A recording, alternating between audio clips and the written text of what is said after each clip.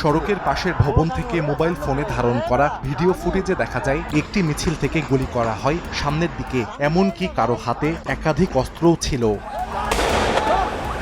বৈষম্য বিরোধী ছাত্র আন্দোলনকালে 18 জুলাই নারায়ণগঞ্জ শহরের চাষাড়া থেকে ডিআইটি এলাকা পর্যন্ত শিক্ষার্থীদের সঙ্গে আইন শৃঙ্খলা বাহিনীর দফায় দফায় সংঘর্ষ হয়। পরদিন 19 জুলাই বিকেলে আওয়ামী লীগ ও সহযোগী সংগঠনের 2 শতাধিক নেতাকর্মীদের সঙ্গে নিয়ে চাষাড়া এলাকায় নারায়ণগঞ্জ রাইফেল ক্লাব থেকে সশস্ত্র মিছিল বের করেন নারায়ণগঞ্জ 4 আসনের তৎকালীন সংসদ সদস্য শামীম ওসমান। শেওলা রঙের ফুলহাতা শার্ট এবং কালো রঙের প্যান্ট পরিহিত শামীম ওসমানের সামনে ও পেছনে দেখা যায় অস্ত্র হাতে একাধিক সহযোগীকে। ছাত্র জনতাকে লক্ষ্য করে এলোপাথারি গুলিবর্ষণ করতেও দেখা যায় তাদের। এ সময় আশপাশের ভবনের ছাদ ও বারান্দা থেকে সে ঘটনার ভিডিও চিত্র মোবাইল ফোনে ধারণ করে রাখেন অনেকেই। শেখ হাসিনা সরকারের পতন হলে সম্প্রতি সেই ভিডিও ফুটেজ ফেসবুক সহ বিভিন্ন সামাজিক যোগাযোগ মাধ্যমে ভাইরাল হয়।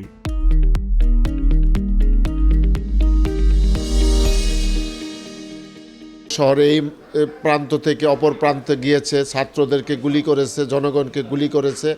এই যে নারায়ণগঞ্জে যতগুলো হত্যা হয়েছে, ম্যাক্সিমাম হত্যার জন্য সেই দায়ী। তার বিচার না হলে এই ধরনের গডফাদার আরও জন্ম হবে। তার সাথে তার সন্তান আয়ন ওসমান, তার বাতিজা আজমির ওসমান এবং তার শালক এটা হচ্ছে টিটু সহ আরও অজস্র সন্ত্রাসীরা এখানে উপস্থিত ছিল।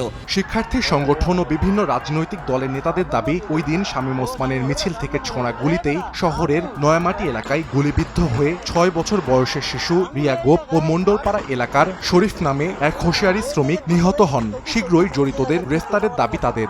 সবার সামনে হাজির হয়েছে যে নারায়ণগঞ্জে আসলে সন্ত্রাসী কার্যক্রমগুলো কারা চালিয়েছে, কিভাবে চালিয়েছে। তকি হত্যাকাণ্ড, চঞ্চল, বুলু, আশিক সহ অজস্র হত্যাকাণ্ড দেখেছি, যেটা হয়তোবা আমরা এই ধরনের ভিডিও ফুটেজ পেতে পারি নাই, যেখানে তারা অস্ত্র হাতে মহড়া দিচ্ছে। ভিডিওতে যাদের ছবি আছে প্রশাসনকে আহ্বান করব, আপনারা তাদের বিরুদ্ধে আইনানুগ ব্যবস্থা গ্রহণ করুন এবং এই অবৈধ অস্ত্রগুলি উদ্ধার করুন। তবে এ নিয়ে ক্যামেরার সামনে কথা বলতে রাজি হয়নি পুলিশ। বৈষম্য বিরোধী ছাত্র আন্দোলনে নারায়ণগঞ্জের বিভিন্ন এলাকায় ছাত্র জনতা নিহতের ঘটনায় শেখ হাসিনা এবং শামীম ওসমান সহ বেশ কয়েকজন সাবেক মন্ত্রী, সংসদ সদস্য এবং আওয়ামী লীগ নেতাকর্মীদের আসামি করে এ পর্যন্ত জেলার 7 থানায় 11টি হত্যা মামলা হয়েছে। সময় সংবাদ, নারায়ণগঞ্জ।